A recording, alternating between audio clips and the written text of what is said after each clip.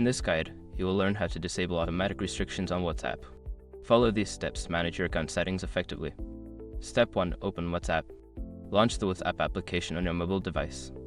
Ensure you are logged into the account you wish to modify. Step 2. Access settings. Tap on the 3 dots in the top right corner of the screen to open the menu. From the drop-down, select Settings to access your account settings. Step 3. Navigate to Account.